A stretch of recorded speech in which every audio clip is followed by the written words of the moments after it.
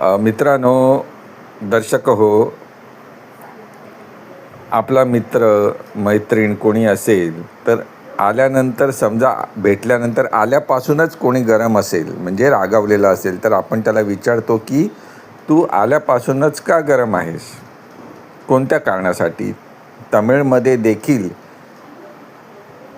Exactly याच प्रकारे वाक्य आहे, जसंच्या तसं. नी येन वंददुल इरंद सूड इरुक्किया.